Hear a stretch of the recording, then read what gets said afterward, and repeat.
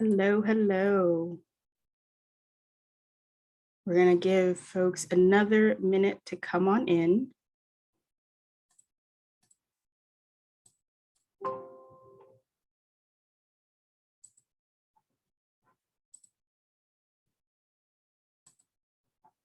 Okay, welcome. Thank you for coming to our first civic conversation of 2022. My name is Jordan Battle. I'm the Patron and Community Engagement Manager at zSpace. Tonight, we'll be having an open conversation with a few of the instigators and leaders in the Making Good Trouble cohort. But first, I would like to start this evening with our land acknowledgement.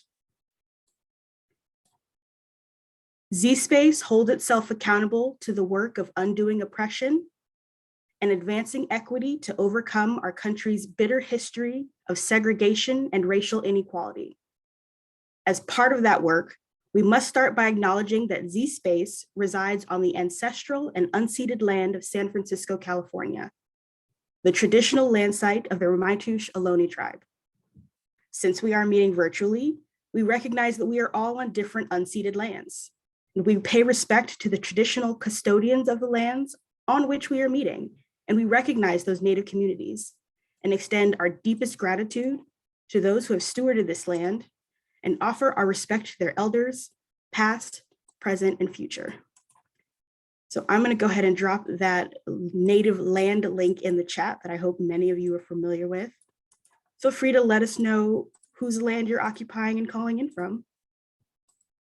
But first, I also want to talk a little bit about zSpace's mission, which is to encourage camaraderie among artists and community. And I look forward to participating and hearing from the artists we have on today's panel. But our moderator for this evening is Nikki Menez, our new curatorial director. Nikki? Thank you, Jordan. And thank you everyone for being here tonight. I'm really excited to be here representing zSpace and representing this civic convo body of learning that we're all sharing, and especially excited for all these wonderful humans. Again, my name is Nikki Menez. I use they, she, and shia pronouns. I'm the curatorial director at zSpace, and I'm so excited to dive into this. I would love to first introduce Beatrice.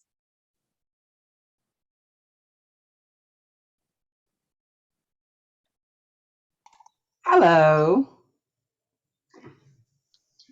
Is this where I say a few things?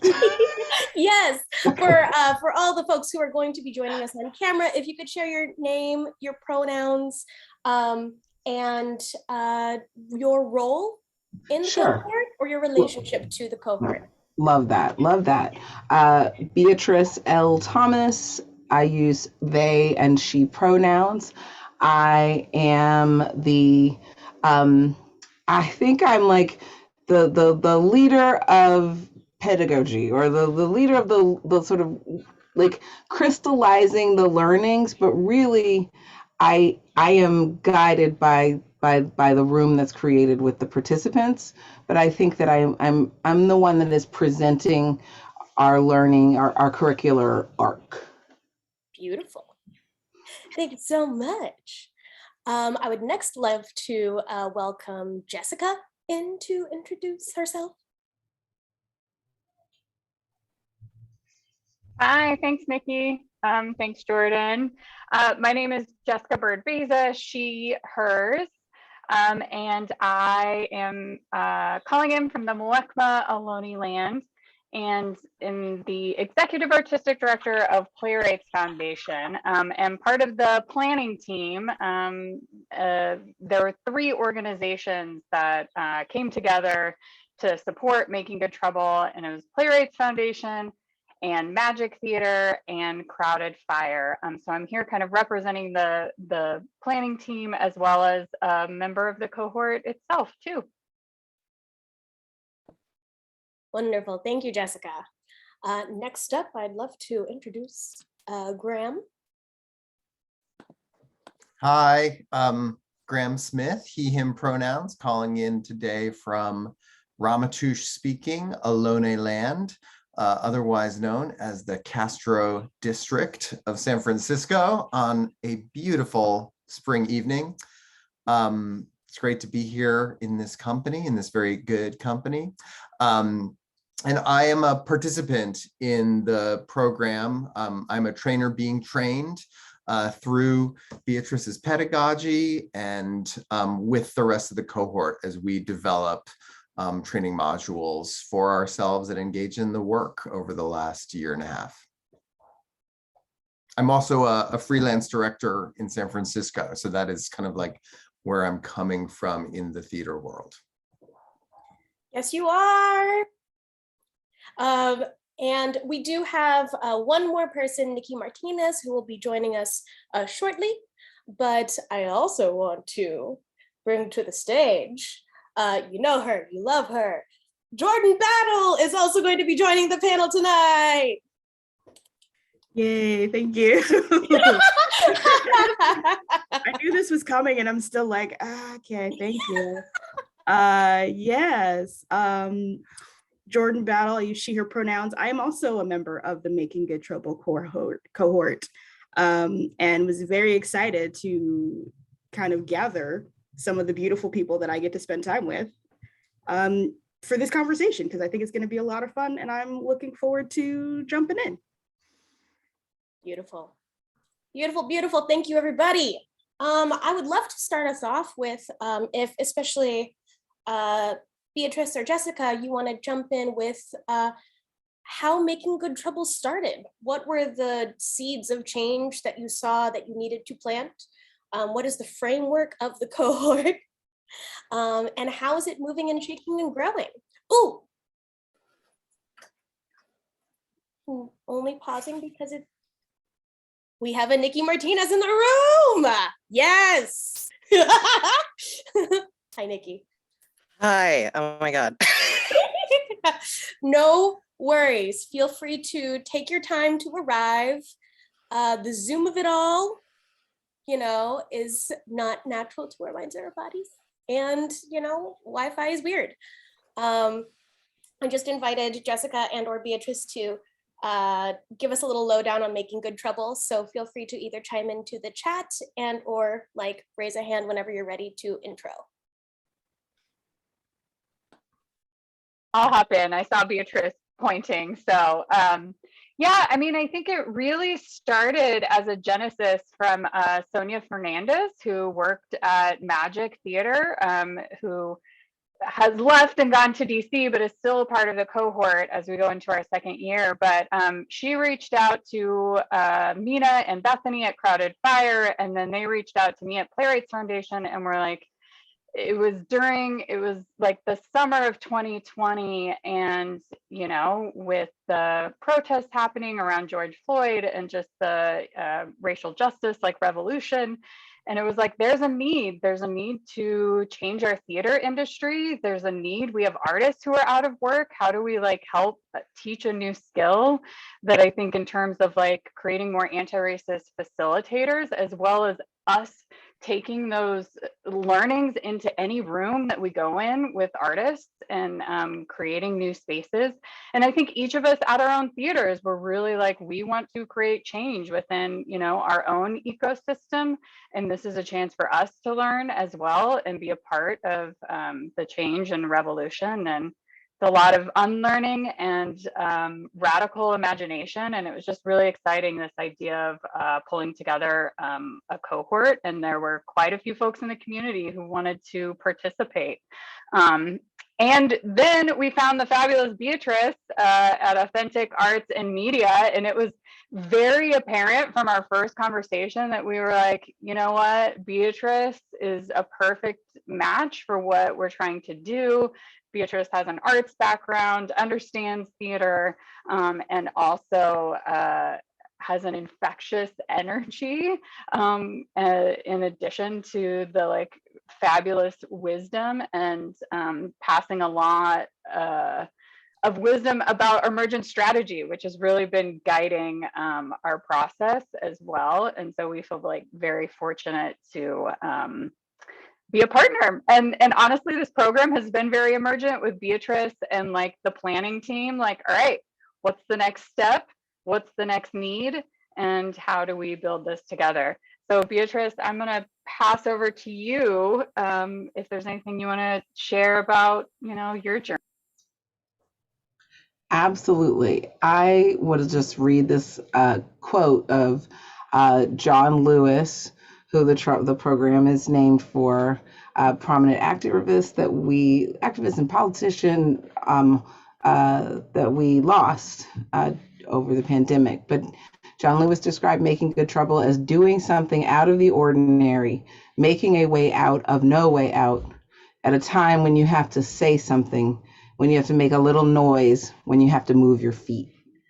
And so that was kind of the project itself was like, we want to bring these group of people together and figure out what can happen. Was basically, there was a lot of there are ideas in there, but ultimately it was like, we want to be able to bring this group of people together. We believe that if we bring this group of people together, something important will happen.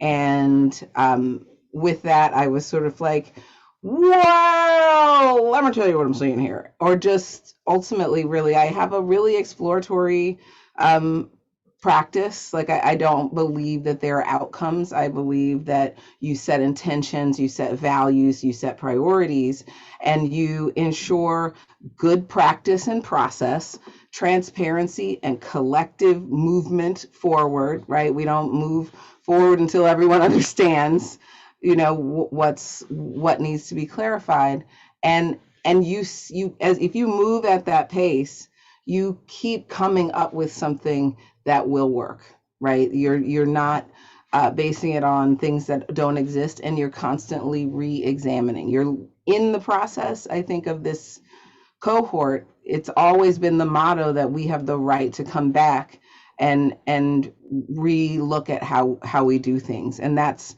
like what is modeled in the cohort, but that's a part of the kind of open facilitation of really using inquiry and advocacy to be able to move towards equity, move towards values. Hope that made sense. Yes, it did. Oh God, I mean, thank you so much for rounding that out for us. I personally really believe in different flavors of radical curiosity as really the momentum and the spark for pedagogies like this, movements, and the way that people can move each other. So I love that. Thank you. Beatrice, could I ask for that John Lewis quote, rest in power, one more time, please? Absolutely. John Lewis described making good trouble as doing something out of the ordinary, making a way out of no way. A time when you have to say something, when you have to make a little noise, when you have to move your feet. Mm-hmm. Thank you for that, and thank you for repeating that quote. I'd love to open it up to the whole cohort. Ooh. Oh, actually, first of all, before I do that, I'd love, Nikki, if you're grounded and arrived, if you could please introduce yourself. Yes, I am grounded and I have arrived. Wi-Fi was giving me trouble, so that's great. But yeah, my name is Nikki Martinez. I go by they, them. And I guess I'm just a student in this cohort. I like to consider myself a student. I'm still learning, always learning, in this, world of ED&I, and trying to make our theater community better in any shape and way that I can, because it's been a long time coming, and there's a lot of work that has already been done, but I think there's a lot more work that we could do. And I think this cohort is a great step to continue that work. That's it. Oh, we still got a whole talk. That is not it quite yet. But thank you all. Thank you all. I would love to pose a question for each one of you. What does good trouble look, sound, feel like to you? What is your definition as a member of this cohort for good trouble? And how does that show up in your artistic practice, the way that you, because I know each one of you and each one of you are leaders, how you lead, and how do you walk with that in your day-to-day?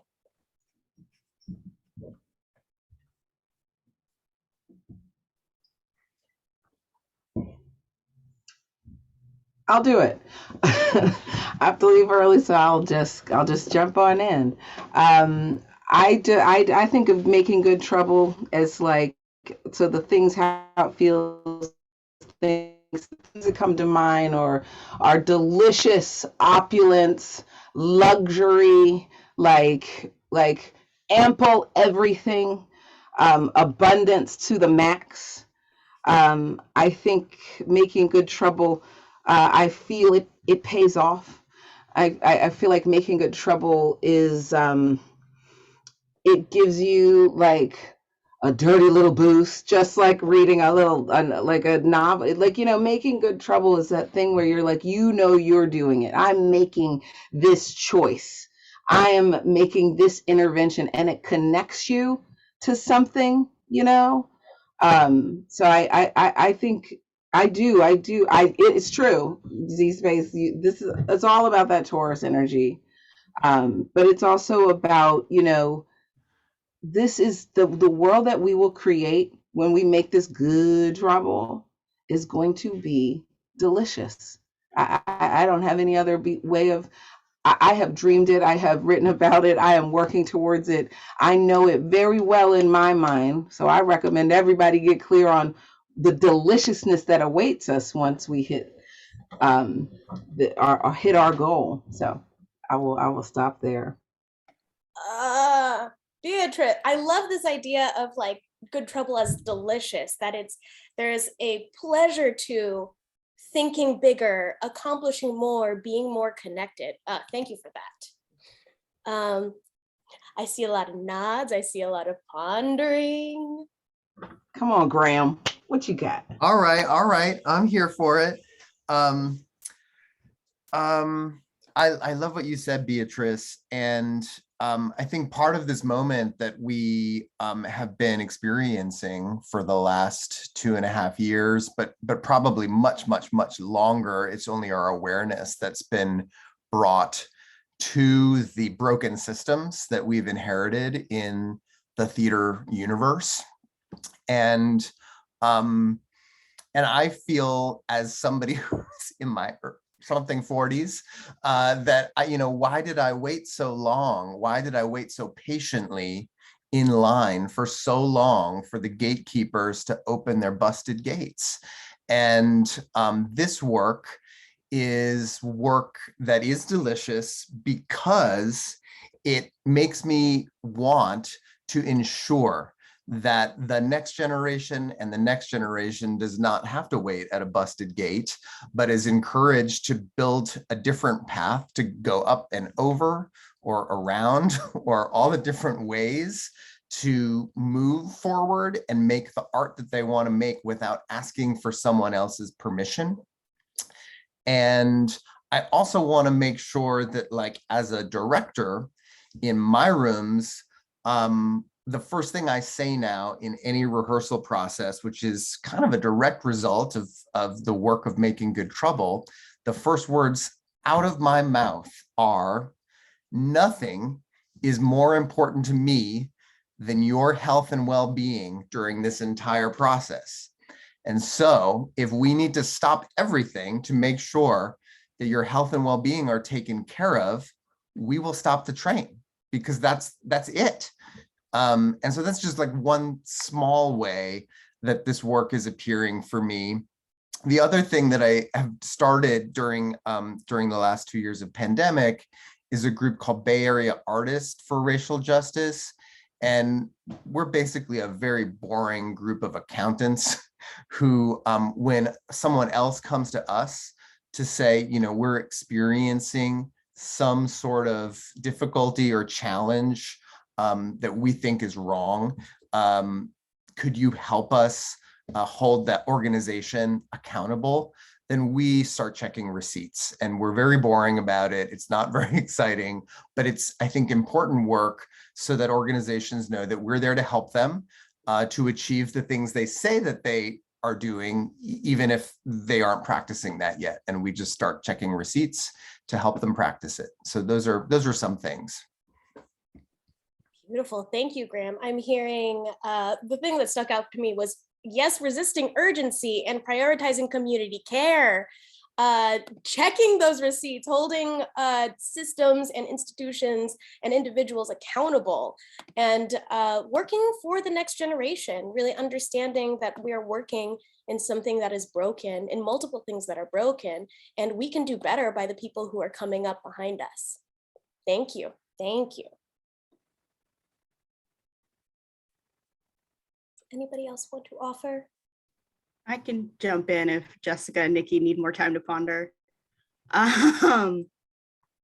Yeah, I think honestly, the only reason I even applied was because of the name Making Good Trouble. Like for me, and like the knowledge that I have as a Black woman about John Lewis and what they've done for our history, it was the, ooh, I'm about to learn something that's probably gonna annoy a lot of people, but for good reason. I'm gonna learn enough things and enough skills to be the person who says, who's not in the room? Why are we not considering them? And why are our structures set up to not consider them? Like, what can we do as individuals, as artists, as theater makers, to kind of push people forward of like, that this is wrong, right? So what are you planning to do to change it? And what can I do with the knowledge that I've learned to help you do that? So like, that was honestly, like, I think I got sent this by a couple people and was instinctively like, ooh, John Lewis, Making Good Trouble. This means we're gonna some stuff up. We're gonna some stuff up for the best possible way. And I was all on board to do that. Stuff up all over the place. Yes. Jordan, I really appreciate the continual inquiry. Like, I feel like there's so much about our society that doesn't allow us the space and the time to just sit with the why and keep asking why with ourselves and of each other and with the things that we are subject to as individuals. Like, how do we continue to question the way that we are conditioned to show up for ourselves and each other? Thank you. Thank you. Jessica or Nikki? Yeah. It's also, yeah, please. Just like, jumping off of what Jordan said, like once this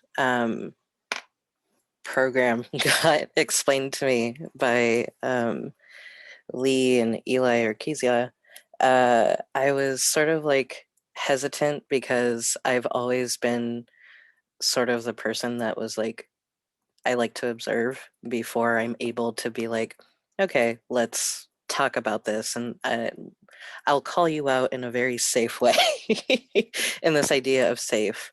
But I think during the beginning of the pandemic, I realized how much anger and frustration I had with my Bay Area theater community.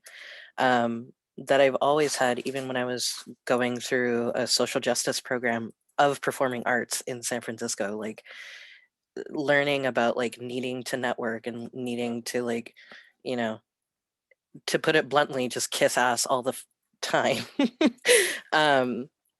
I always hated that, and I've never understood why that system was there, and then just like expanding it out to like learn more about the systems upon systems that we're in, of like white supremacy and colonialism and how those like feed into our history and just like how we function now.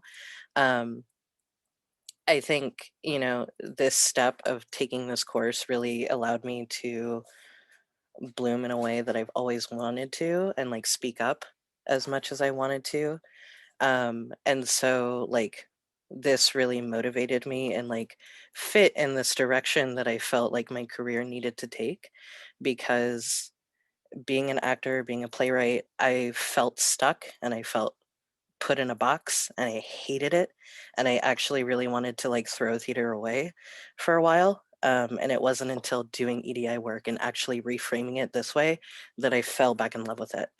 And so being able to not only speak my truth, but like really allow others to join in and be like, yes, this is fucked up. Let's talk about it. Let's see what we could do to change our environment to not only make ourselves feel better, but also the people that we work with around us to not feel like we're stuck in this toxic, perpetuating system that is sort of draining us from our, making us feel well. Because I feel like a lot of theater folks are choosing between this career or family, this career or other things, like having personal time for ourselves. And it shouldn't be like that. It should be able to be a well balanced lifestyle of being able to have all of it at once. Like you could have your cake and eat it too. Like you can't just like burn yourself out constantly. And I think that's where I was really inspired and taken to this work. And I feel like that's what I take away from making good trouble and with me everywhere that I go, basically, to be like, okay, now I'm able to like call things out when I say it. I don't always have to be the observer and just like not be afraid of being like the angry brown person in the room and calling things out.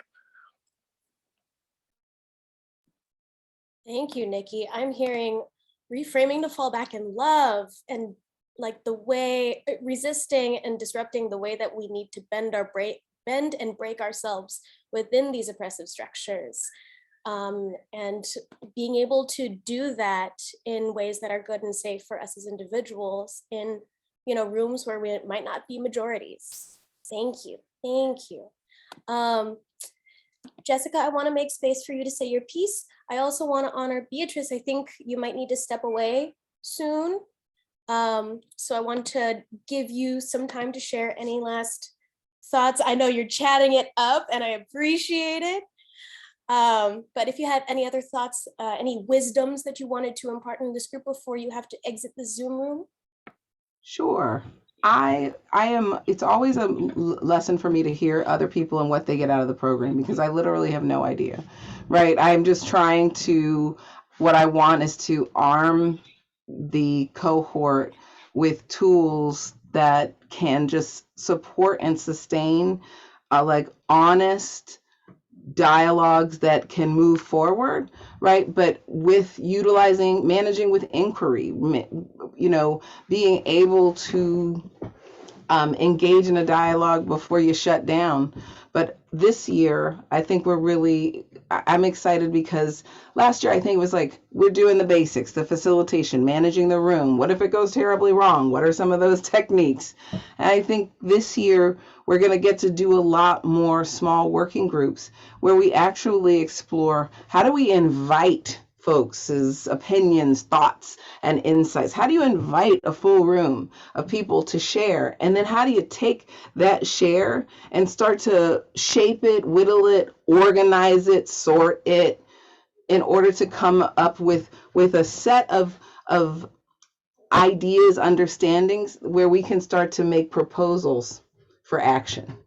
Right. And that's like a moving people through a process. How do we use a process to support and sustain equity efforts? And I think good process is what is needed to ensure that voices are heard. Right. It's good to talk about things.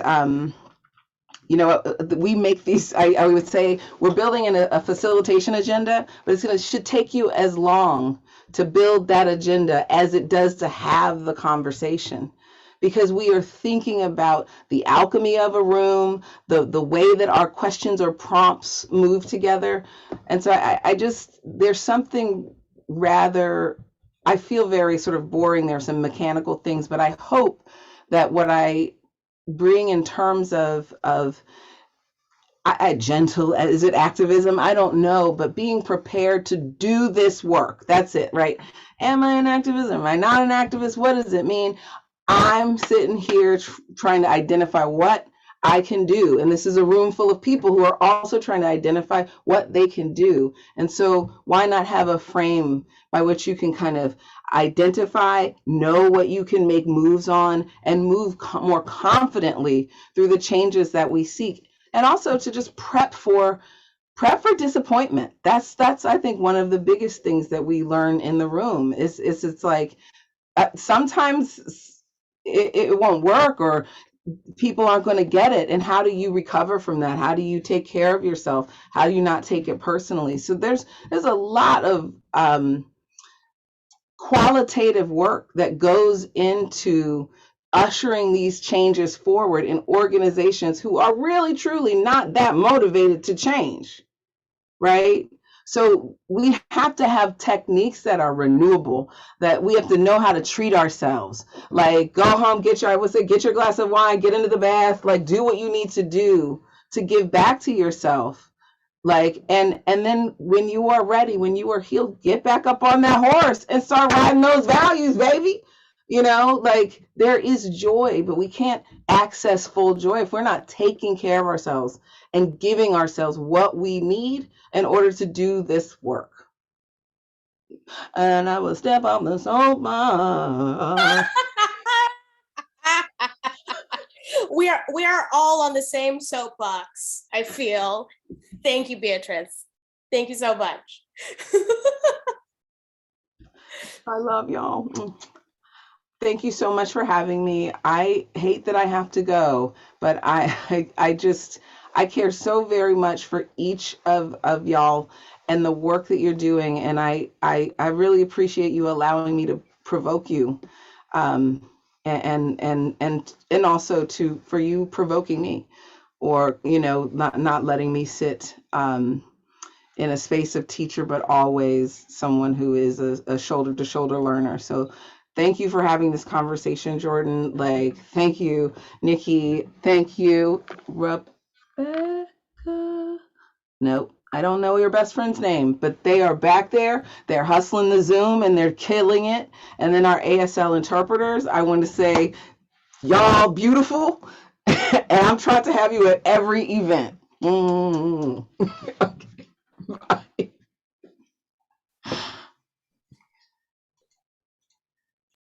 Beautiful, beautiful. Jessica, you're up. What does making good trouble mean to you? Oh goodness. I mean, I think it was so powerful listening to other folks. And Nikki, honestly, I was getting goosebumps when you were talking, because I think that just this making good trouble, it's about reimagining the way you've done things. And you have to make some trouble to make something new and reimagine it. And it is hard, and it is scary, and it is vulnerable, you know, for the people who are doing the work and the people in the room doing it. And it's not easy. And it's why, you know, shit stays the way it does, because it's easier to just go with the way it always is. So for me, I keep being like, you know what? I have to be my authentic self. And then also, how do we allow everybody else in the room to be their authentic self? Because for so many years, like Grandma said, we've tried to like fit ourselves into the box that everybody wants us to do, and nobody fits in that box, like nobody. And how can every single person in the room be liberated and, you know, collaborate and work together? And that is radical, and it shouldn't be. Taking care of ourselves shouldn't be radical. And that is pushing against the grain, and like, you know, saying don't work on the weekends shouldn't be radical, but it is. And, you know, we came back together this week. So for folks who are here, we had like 6 months together last year, and then we took a period of time and we're starting another 6 months. And it felt a little bit like coming home, like being in a room with folks who are like working towards the same goal. And it is fucking hard. Like, it is not easy. We're still in a pandemic, you know? And to be in a room knowing that everybody's working towards the same thing, and you need that support to make that good trouble, and how we can be support for each other, but also, you know, any space we're going into, and we're continually lifelong learners. That's what I feel like I will say I am. I'll turn that to the I. So Agreed. Aspire for the same. I mean, like, you know, if you're not learning, are you stagnant? Do you know it all? I don't think you do. My opinion.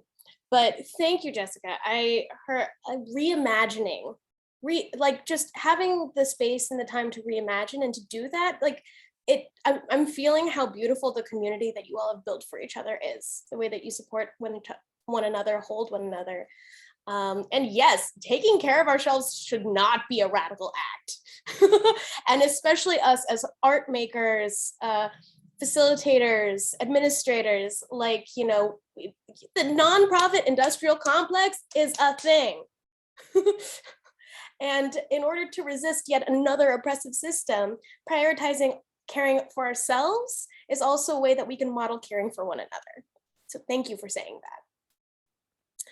I think we have time for me to throw another question to you all. And I know some of you all are more on the framework and holding space, and some folks are working actively as facilitators out in the field with various organizations and in their own arts practice. So, calling back to my origins as an after-school drama teacher, I would love to pose if you all are familiar with the framework of rose, bud, and thorn.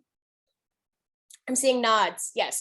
For our audiences watching, rose is something that you think is in full bloom, something that is nourished and thriving and glowing about whatever you're referencing. So this could be something that you're really sitting specially in and glowing about. A bud is something you're looking forward to, a seed that has been planted but has not yet shown its full colors. And a thorn, if we're going to follow along with this metaphor, a thorn is a speed bump.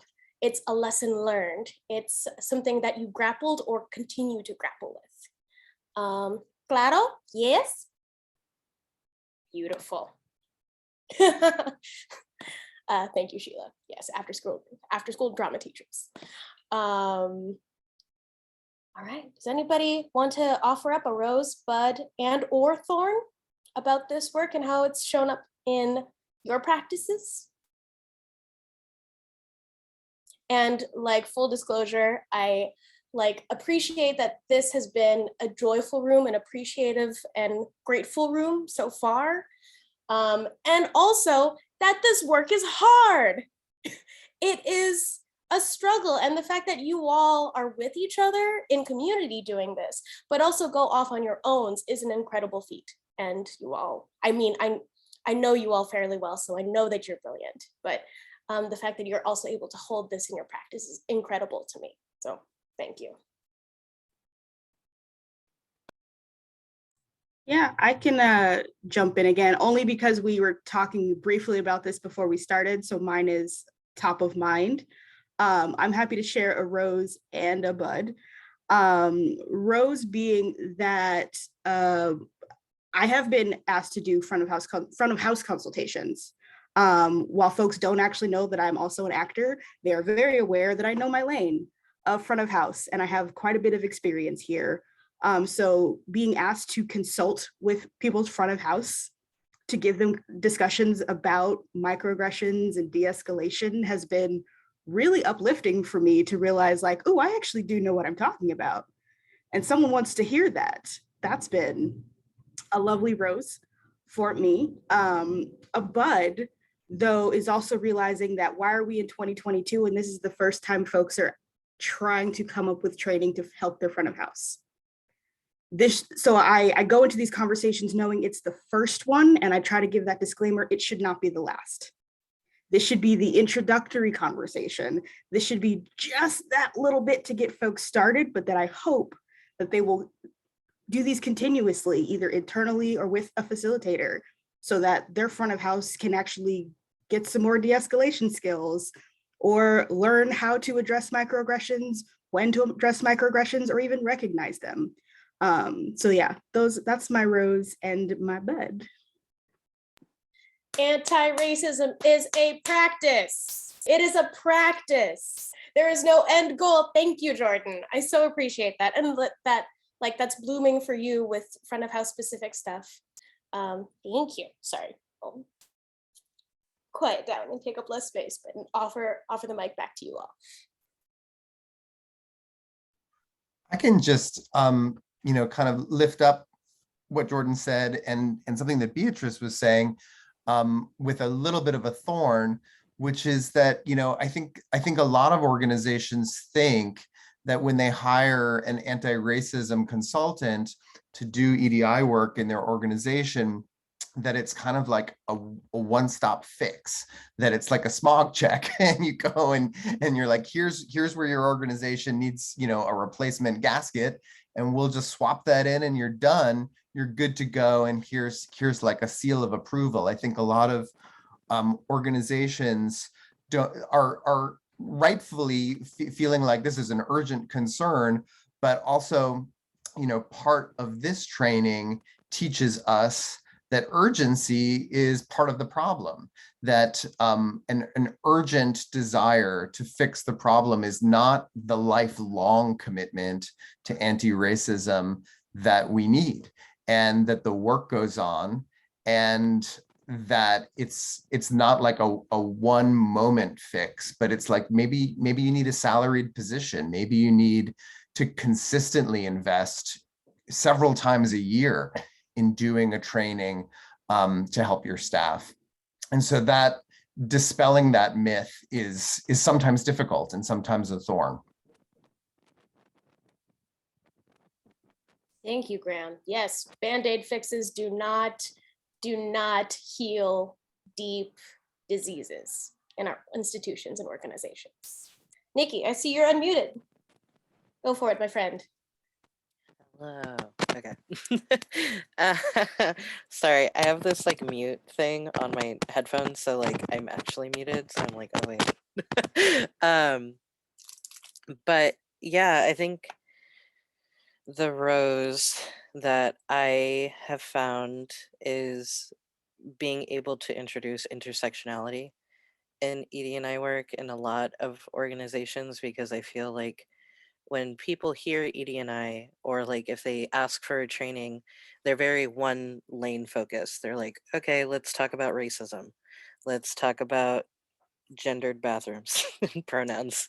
But they don't really think about it together.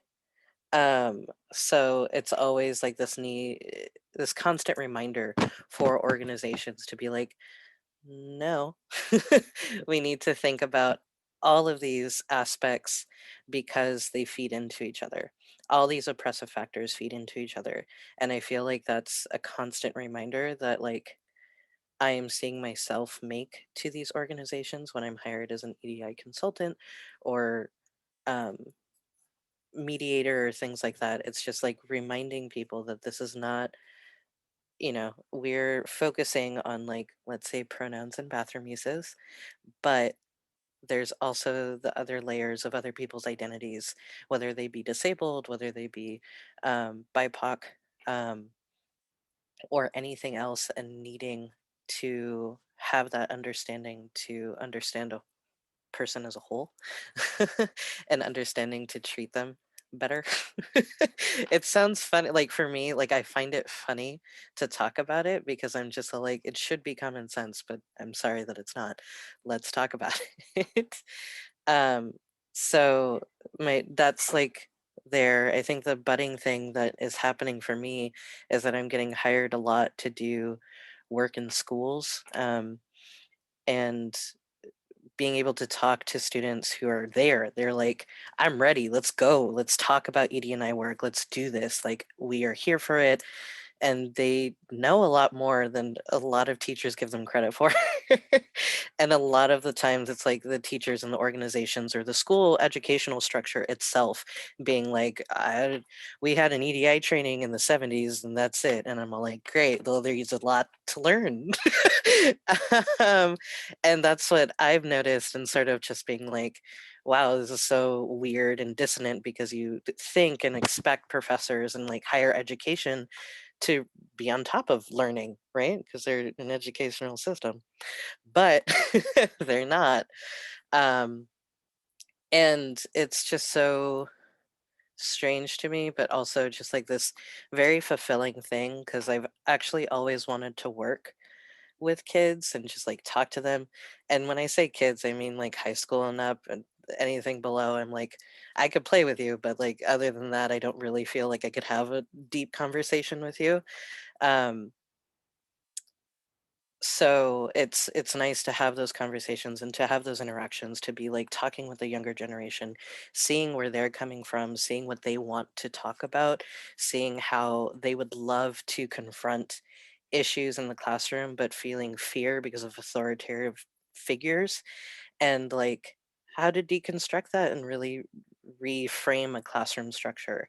Um, I've also gotten really close to like my teacher friends, like who are actually teachers, and they're like, "Yes, this is amazing," and being able to like bounce off of that. I think that's like a really juicy bud that's happening for me, of being like able to go into that sector and being like, "Yes, this is actually what I like, and this is what I enjoy." Um, and I think Thorn, I want to jump off of like what Graham said, of just like feeling this need of like remembering to breathe and reconnect with ourselves and know that not everybody is ready to make these big steps, even though you're trying to push really hard for it. And you see, like, especially in organizations, I feel like there's a lot of misalignment in education, where there's some staff members that are like gung ho, like all the way there, just like, I'm ready to do ED&I shifts. I want to change the whole system. I'm here for it. While others are still like way far behind and is like, we can't change anything because of tradition and like being stuck in these boxes. And it's like, okay, well, how can we get everybody up to the same speed in order to move forward? And I think that's what a lot of organizations are having struggle with, because there's this lack of connection where everybody's education around ED&I work and around what is needed for a theater organization to bloom and blossom and like have their gates be open to everybody.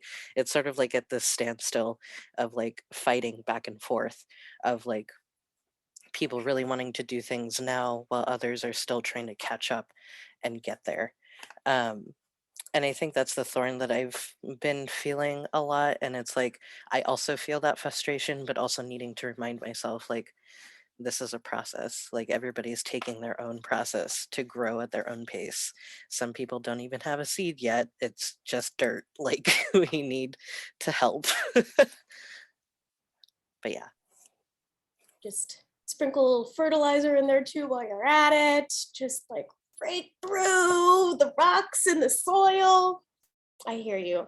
I do often find that, I am not a part of this cohort, and I have some experience with EDI and anti-racism work, that the theoretical and academic and the actual practice and the pedagogy don't listen to each other, and that is so common. I want to circle back to a little bit about, Nikki, what you were saying about how you are like learn so much from listening to the students. And it's, first of all, I am such a believer in that students are the best teachers across the board, no matter what age. But also that in this work, there is so much ego that comes up, and that often stops the academic and theoretical and the practice from listening to each other and then actually creating the work together. There's no glue there. Yeah. No, yeah, I just that reminded me of something, of just like, I feel like it goes both ways, where there's professors are just like, I don't want to listen to you because you're a kid, and then the kids are like, well, I don't want to listen to you because you're a damn boomer. Yes. And then they're like, I'm not even a boomer, I'm a Gen Xer. And then they cry about it, and you're like, okay, let's breathe. Yes. Everybody breathe. And we have to learn from each other, because like, we are not here because we just popped onto Earth. We have to learn from our past generations forward, as well as the generations that just came, because everybody has different perspectives. And I think needing to bring that into the room, because as soon as you come in ablazing saying that like, you should listen to your students, I feel like some older generations, or even people my age, are like, I know more. And it's like, okay, let's put that aside and just listen to each other, because everybody has experiences, everybody has their own needs. But if we come together and look at a situation unbiased, without age, and without any of that burden of their oppressions standing in the way, to be able to look at a subject and be like, okay, we need to understand where these systems put into place, where these oppressions come from, and where these lens of division happen. And I think, you know, that's something that I've also learned. And I love that you brought that up, because I'm all like, it goes both ways. I want to understand that. And then you see it happen, and you're like, wait, so slow down, Yeah. slow down. Yeah. Thank you. Jessica, did you have anything to add to the rosebuds and thorns of it all, to this garden of work? This garden, I think some of what is resonating with me, and I'm hearing in different threads with folks, is something that starts out as a thorn, and if you can go through the thorn, it turns into a bud and a rose. And I think this is deeply personal work. It is so personal, and we can't just learn facts or learn things. There are so many things all of us have been programmed with, and it is vulnerable, and you have to be able to go through that journey, and it hurts. There are things you learn about yourself and like the world around you, and it's painful, and it's so rewarding. And I think that, but I think that's what keeps us from doing the actual transformation work. There have been nights that I am like on the floor sobbing because I'm like, I'm doing something wrong. Someone's told me XYZ, and I'm like, I can't do this anymore. I have to stop, you know? And then you go, no, I have to pick myself up. I have to, you know, like learn how to like support myself and keep moving forward so that I can make changes and I can continue to learn. And I think, yeah, I think that's just what I would put out there, is it's not easy. And I think when we just make it about facts, it's going to be harder. If like, you know, the emotion and the heart and the soul and the like deprogramming of all these things that we like consider worth aren't in the midst of it. So yeah, that's just what I would put out there.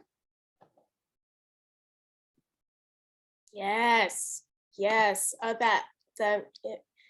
shadow work, if I may, is so necessary to continue to invest in yourself in this work. Because you can decenter yourself from the work that you're attempting to do for others, but you're still inherently a part of it. Yes. Thank you, Jessica. I do have one more question that I'd love to ask you all, but before I do that, we might find a pocket of time for it later. I do want to open the floor to you all to ask each other questions, because I think that you all come together in such a beautiful way and then leave the space that you create together to your individual tracks and your lives and the different ways you walk in this work. So is there anything that you want to pose to the group or have heard in this conversation that you want to dig deeper into?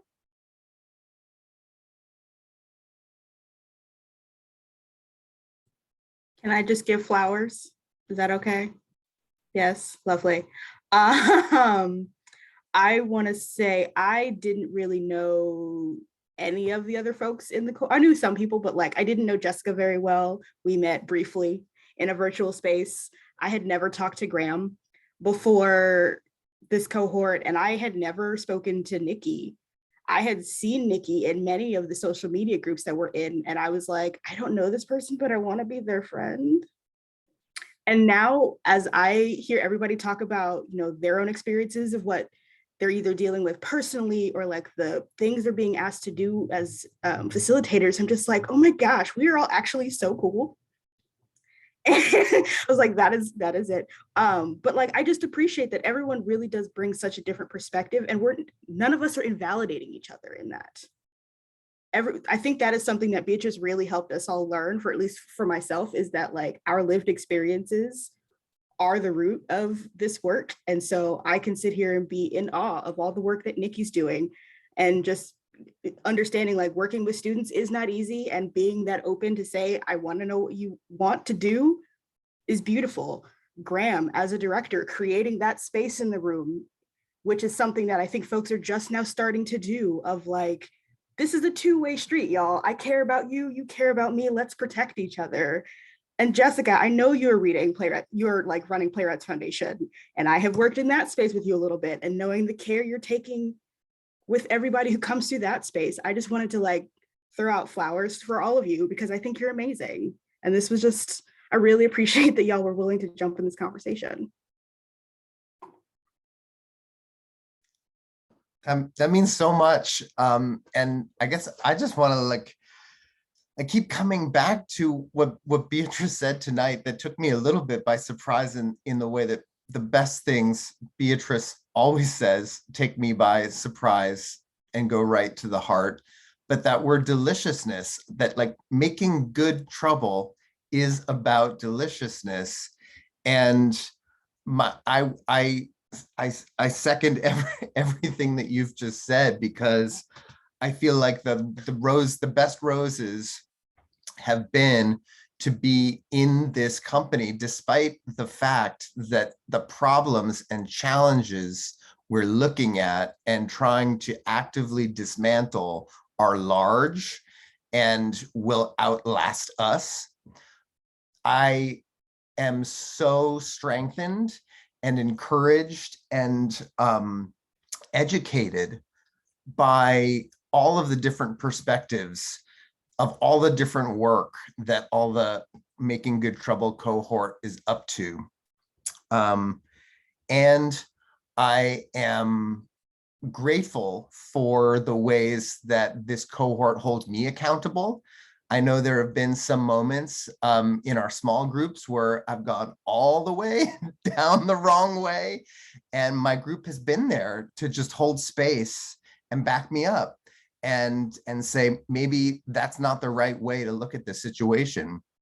And echoing what Jessica said, you know, that those moments of vulnerability where you have to actually, you have to fall apart a little bit to put yourself back together in a stronger way, and in a way that is going to allow you to meet the problem at your best. So that's the deliciousness that I want to celebrate. And that's the deliciousness of like the lifelong learning that this group engenders. And I'm just so grateful for your very good company. I also have to hop off because I'm going to see a preview tonight of a play. And so I'm going to hop off early. But it was so great to spend this time with you and to talk together. We haven't had this opportunity in the group to actually talk together about the way this work is shaping us and positioning us to achieve our goals. So I'm really grateful you invited me, Jordan. I'm really grateful for Jessica for kind of instigating and building the framework for this program, and for Nikki for being part of my small group enterprise in the first semester of the cohort. And thanks, Nikki, for inviting us to be part of the Z-Space panel. And thank you, amazing ASL interpreters. I really appreciate you. All right, good night, everybody. Deliciousness. Thank you, Graham. Yes, deliciousness. Have a delicious preview. I will. Tell the family at NCTC I say hello. I absolutely will. I'm sure they miss you. Good night. Night. Beautiful, beautiful. I do have a question from our lovely audience, if you all are game. Beautiful. So the question is, for organizations that have been hesitant or reticent to actually implement real change in their organization, what is your advice for QTPOC and allies that are looking for more change to get started in an authentic way without shouldering all the work? Oh, this is a robust one, y'all. Fill out those surveys. All the theater surveys. If your voices are filling those up, because usually it's the ones that are like major donors who are older, who are like long-term stakeholders in the theater, those are the people that we usually get surveys back from.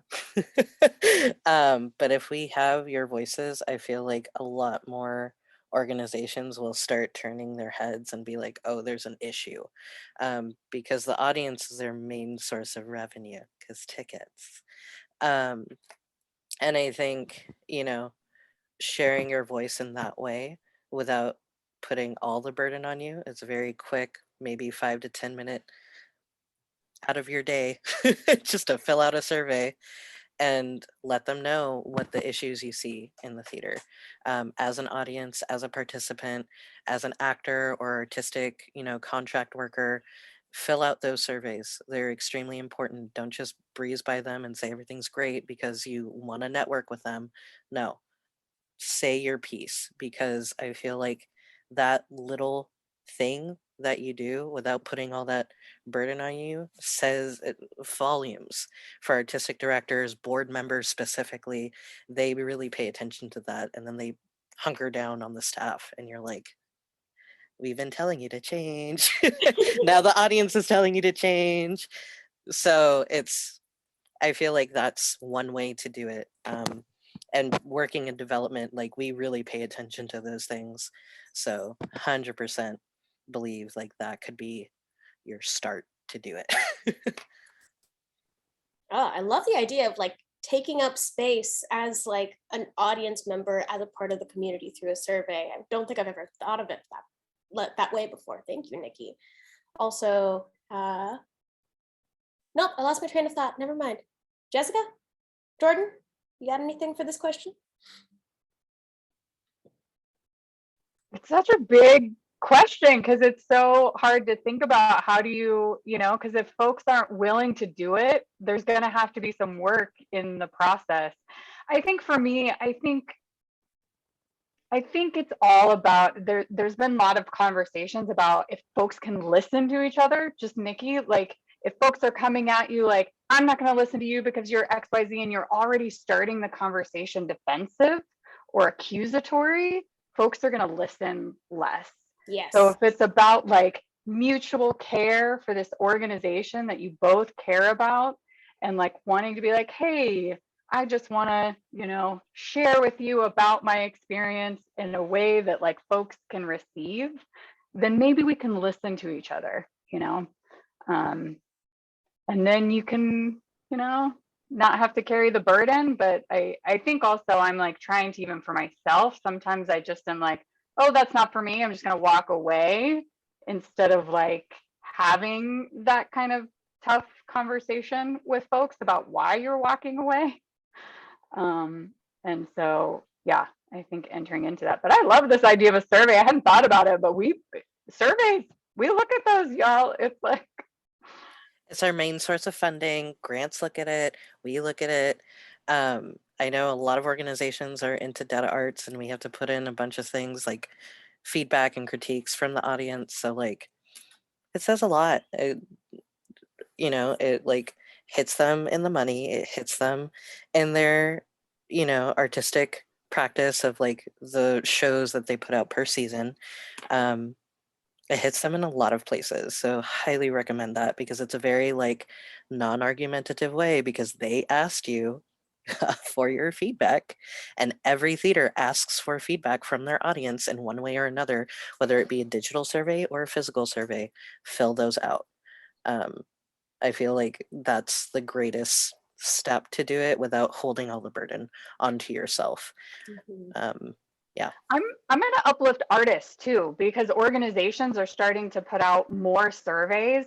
And honestly, I look at those so deeply and make impacts and changes from those surveys. But if you don't fill them out, then we can never know what your experience was, So yeah, taking that even beyond audience, it's like any survey in a process, because it really makes an impact, and then you don't have to see what happens on the other side, Yes. I'm just going to tag on to what they said. Include your staff in the survey. There you go. It's like, I'm just going to full circle audiences, artists, and your staff in the surveys. Totally, because I could take to my board. We had our festival, we like changed our whole timeline because I'm like, this is not good for our staff. Let me show you the survey. And they were honest. And I was like, here we go. We're going to make some like timeline shifts because let's try to take out urgency, you know? Yes. Seeing and hearing the need and then meeting it instead of assuming what others need or what the institution needs. Yes. Oh my God. That's actually like, it's really resonating for me. I've kind of been a nerd over this past year about feedback and systems of feedback. And for me, it goes back to learnings from Mia Mingus, who does training on how to give a good apology, and talks so deeply about creating non-hierarchical cultures of feedback and how important that is for our naturally hierarchical institutions and the way that our world is shaped. Like for me as a director, I walk into a room, people are going to assume that I have authority because I'm the director of the project. But really, it is the most important that I am deeply listening to the feedback that I'm receiving from my collaborators. Because if I'm not meeting their needs, then it's not going to serve them as individuals, them as artists, or the production. So thinking like blowing that up and creating a culture of that feedback where, you know, especially folks in positions of power can decenter themselves from what their flavor of leadership is and think about like, how are you meeting needs? Not just like, how is thinking about the times that we're in, especially in the nonprofit sector, nonprofit art sector, like economic survival is so like integral to how we move forward. But, you know, if the theater is still standing, who's going to come to it? So for me, that is something that I grapple with daily, and something that I'm always hungry for. I'm even trying to, if I may be personal for a second, trying to insert it into my personal relationships, my partner, my friends. Hey, like, I noticed something. Do you have any feedback for me? And just letting that be kind of how I started us off, like how I walk through my day with that. I'll tag onto that. I'll say this work, I think, definitely affects your personal relationships, because I think if you're doing it authentically, it changes you as a human being, you know? Mm-hmm. 100% feel that. So sorry. No worries, go ahead. Yeah, my fiance has always been sort of like blunt and like calls people out on their shit all the fucking time. And I've always been like, don't do that. We're gonna yell at you. We're gonna get in trouble. But I do feel like this work has deepened our relationship, and I'm all like, oh, I understand why you're so angry all the time. I understand that like keeping the peace sucks. Like we need to raise awareness, we need to fight back. And so it's like super nice to have that connection rather than that dissonance, to be like, I don't understand why conflict is a scary thing, but it doesn't have to be scary. It's just a conversation. It's a communication. Some person could be, you know, elevated emotion, right? But you keep your cool and you're able to understand and be able to talk about it. Because if you keep yourself level-headed and have that person like release their emotion, they'll come down with you. And I think I sort of like overcame my fear of just being able to call people out through this process and like have a deeper relationship with my partner. So saving marriages. Yes, yes. And like, I feel like there is a whole culture, like de-escalation as a practice and an ideology often orbits around anti-racism and EDI work, but it's again something that you walk with. If you approach someone and there's conflict, it's that it is that we're going to model like an approach where we're actively listening, deeply listening, and hopefully that is reciprocated in conflict. And Jessica, to your point earlier about this work being hard, and to Beatrice's point of like, you know, can't, it's, I'm paraphrasing, but you know, you can't expect results every time. You can't, magic is not going to happen if you automatically change the way you walk through the world or approach someone else, but you could create more opportunities for that magic to happen if you open yourself up to the world and to each other. Nikki, why are you chuckling? Why are you chuckling? So sorry, my fiance's like, is this ready? And trying to feed me. And I'm like, I can't right now. So sorry. It's okay, that's a love language. Or in this world of taking care of your needs, you could eat while we're like finishing up. There you go. I love it. Thank you. I did it. I feel like Yay. that's also like a nice like nod to Elbe, who is always feeding themselves during our sessions. Like, feed yourself, please. We are, what is it? We are humans, not Zoomans. Yes. Feed yourself. This is amazing asparagus, by the way. So sorry. Ooh. What was I gonna say? Yes, can't nourish your brain or your soul without also nourishing your body. Yes. Audience, do you have any more questions for this lovely group of humans? Any deep inquiries about whether you're sitting in this work as an individual or as an individual at an institution? Also, if you have a whole slew of questions, you should just hire these people and pay them.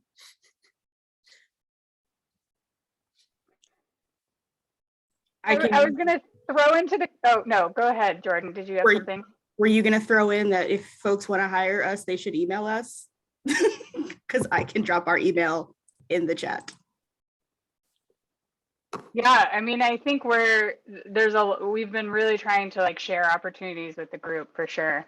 Well, I think I was gonna say something and kind of name in the room that, like, as like a white person in this work, and I think also in this cohort, we've actually been in the minority in the space, and it was also something that was very intentional of it being more focused in a BIPOC space, and who are the white folks in the room, you know, doing the work, and that was very intentional. And I think that has also been a huge learning experience. And I think, like Graham, there's been accountability in the space. Like, yes, we're all like kumbaya, we love each other, but also this work has been happening in our space with one another in many ways as well. And having that space to try things and to fail, especially we have small groups that became like family, and to be able to do that. And I think even us having conversations of like, when is it the white ally that's fighting the fight, you know, in the space and needs to pick up the mantle, and when is, you know, that we need to be bearing the good trouble in that moment. And so I think that has been a gift in this process as well. And we've had conversations about, you know, should white folks be doing anti-racism, you know, training? And there was no like, you know, consensus in the room. But I think for me, a lot of why I wanted to do it was because I'm deeply trying to, you know, shift how I come into the space as a leader, you know. So whether or not I train and do anti-racism trainings, this like deeply influences every, you know, step. So yeah, I just wanted to kind of throw that in because I realized we like never fully talked about that with like Graham and I both on this panel, when we're like the minority in the cohort, which I think has actually been a beautiful experience. Thank you for sharing that, Jessica. And thank you, I mean, Making Good Trouble cohort, for that transparency too, because I think it is important to, like, we have to include white folks in the conversation, because if there's no way, it's that listening thing again. There's no way to make this work move forward without each other. Can try to do it without each other. There's less guarantees that it's actually going to work, So it's that deep listening, the humility that it takes to do that deep listening. Yes, yes. I guess the question that I wanted to pose for you all in this work, and I feel like we've kind of, through this conversation, I've kind of run a checklist of sorts to answer this, but what do you all wish that, how did I word this exactly? What do you wish institutions knew before embarking on a journey and practice of anti-racism?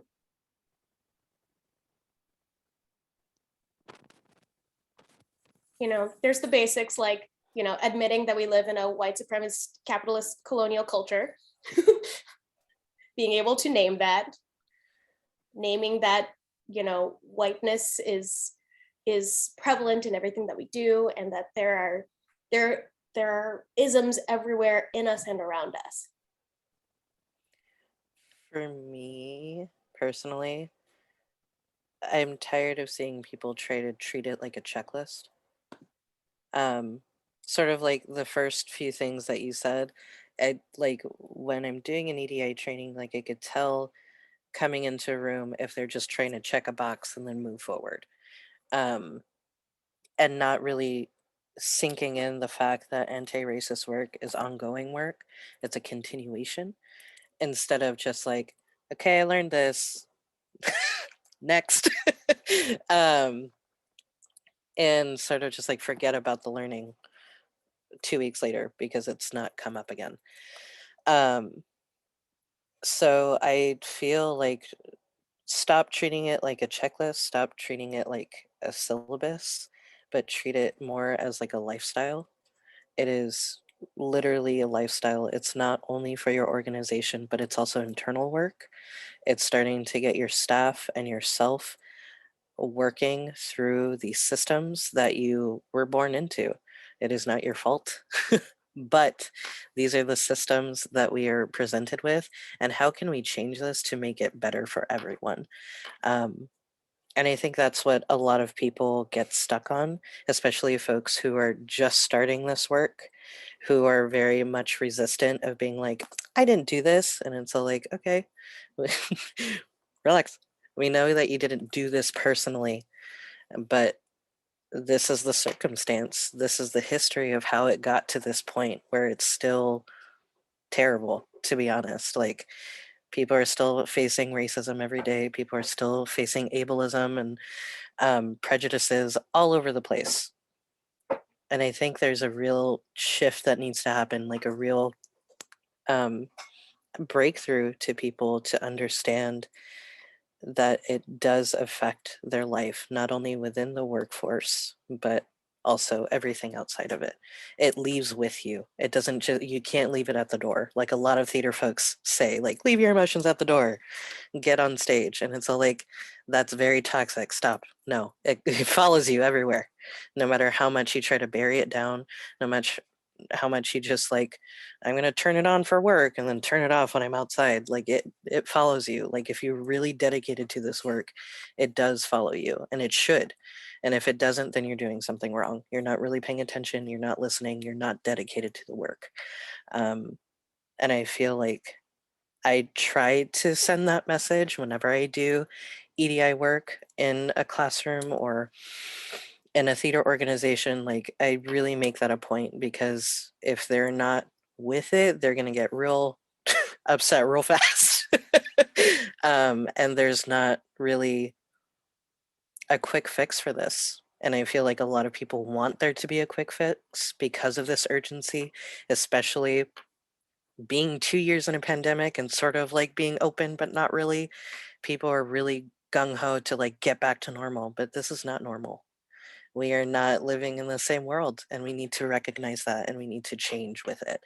And if you're not up to it, then you're going to get fell behind, basically.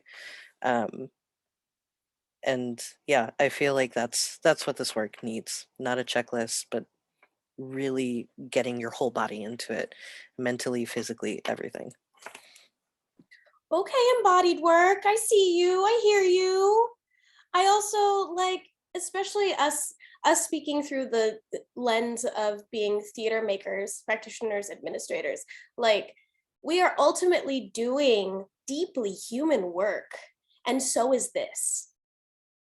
So for them, it boggles me sometimes that they don't naturally cohabitate in a room that is about like fostering people's humanities, putting a lens on the human experience and being able to relate to each other in moments. Boggles me. Happens sometimes, but again, we can't assume magic is going to happen every time, every conversation, every moment, every rehearsal room. Anyone else want to add to this? I can add, because Nikki has been dropping gold today. Gold. Jeez. Like, I could have just had Nikki on and we could have just sat here and watched Nikki be wonderful. I think the only thing that I want to add is just that I wish more organizations were willing to understand what discomfort means, and realizing what discomfort means for them with this work. And that, you know, some stuff may be unpacked in your session with your staff, with your audiences, with whoever, that you were not fully willing to accept. That is discomfort. And that is part of why this work is so deeply personal, is because you kind of, if it hurts you a little bit, maybe it means you're learning something. You know what I mean? Of just like, this is no band-aid. This is something that you really have to be willing to make the change, because if not, every time this comes up, you're going to be uncomfortable. And you could fix it, or you could just stay uncomfortable. You get to decide. And it's not up to your, you know, EDI facilitator to actually give you a little gold star and say, oh, great, you fixed it now. Because if anything, we're probably sitting in those rooms going,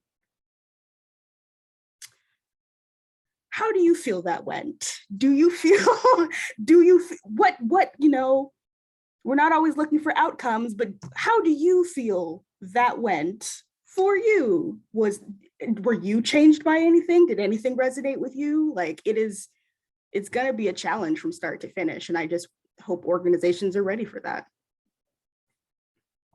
Yes. Just because good trouble is delicious doesn't mean it can't also be a little spicy. I'm just saying. I'm also getting hungry and I'm thinking about wings. So that's just my full stop. Jessica, I wanted to open this up to you too. Did you already answer this? I'm losing track. No, I just am like, man, I feel like so much good. I mean, I think, yeah, I think just the emphasis and lifting up that this is not overnight work.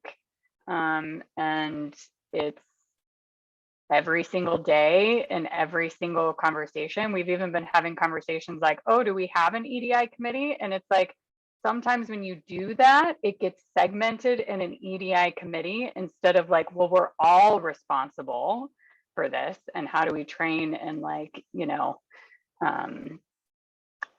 make everyone who is in the room, you know, asking the questions in every single process. And so I think I have started to release some failure in meeting expectations of how fast things need to change and be like, this is the ecosystem of my organization that is small. This is our capacity. This is where we are hoping to go. And this is probably how long it's going to take us. And if people think it's not fast enough for a little bit, I'm just going to be like, you know what, but we're going, you know, we're going. And it takes a while to do change. And I'm very much right now at this point of like, it's at the foundation. Like the change has to happen at the foundation, which isn't a checklist. And I think the checklists are faster because you can say we've done X, Y, Z. So yeah, I think I just would emphasize, I think there is no point we're done. I mean, that's actually what I will say. There is no point that we are done. And it should be continued and lifelong in our organizations and, you know, our personal lives too. Beautiful. Thank you, Jessica. Yes. Continuous practice of humanity. Yes. We are just about at time, folks. Any final thoughts? Anything else you want to share with this lovely group of audience and to our future virtual audiences who are going to see this recording? I'm just so grateful for this opportunity. To be honest, I learned so much just in this conversation from, everyone, and being able to have this opportunity. I also did want to uplift verbally, because folks who are watching won't hear this, but Emergent Strategy is written by Adrienne Marie Brown, who is amazing, and you should go buy that book. And it's a revolution in how we move through the world. So I wanted to just uplift that verbally, and thank everyone in this space. If I may dovetail off your uplifting, Adrienne Marie Brown is an amazing thought leader and cultural worker. You should follow their multiple podcasts. Them on Instagram is also an amazing time. But truly, like so many who have been able to be uplifted over the course of this pandemic, being sheltered at home, deeply listening, thinking. There's so much wealth of knowledge out there. You just got to sit down and sit with it and hold on to it. Is it possible when you post this recording to add links to what we're talking about? Because I think that would be helpful and accessible to everybody. I totally do. Yeah. Great. Resources. Cool. Yeah, that's all I wanted to add, but also just like really thankful for everybody. And like, I know I'm being like cheesy and being like, thank you for all these praises. But really, honestly, like in the chat, I even said this, like, I wouldn't be able to get to this point and be able to like drop these words of wisdom without all of y'all's words of wisdom too, because of just like learning and growing with this cohort, and also just being comfortable with the people that are here. Like, I know, Nikki, you're not in this cohort, but like, we're like the same person, but just different. We are, though. The Nikki's out here doing theater. I know, and we're like the same age and Tauruses. Yes. Okay, anyways. Just spell our names differently. That's it. Well, I will take it from Nikki. I want to thank you all again for attending this evening. I want to thank my lovely moderator, Nikki Menez, and my fantastic cohort, Beatrice, Graham, Jessica, and Nikki. Y'all have been such a joy to work with. And both of our amazing ASL interpreters, Lisa and Cheryl, y'all jumped in and were having fun with us before we started. And that's what we love to have as part of our team when this happens. So thank you so much. Just making a few announcements of some upcoming things we have happening at Z Space. This weekend, Sean Dorsey Dance will be on our Steinler stage. They're doing a very small audience, so please get your tickets if you're interested in seeing Sean Dorsey. And opening April 21st to the 30th is Rachel Lark's Coming Soon, a new rock musical. It's supposed to be big, it's supposed to be loud. I think it's a love story, a rock love story, so get in on that. And we're back. From Word for Word is a fundraiser that's happening April 25th on our Steinler stage as well. Those are some of the many things happening at Z Space. We've also got a Young Writers of Color Festival in June. We are jumping back in safely, as safely as possible, to have you back on our stages, but also still here with us in our civic conversations. The next civic conversation will be at the end of May. So please join us then. That topic will be announced soon. All right. Thank you so much, everybody. Have a good night. Bye. Thank y'all.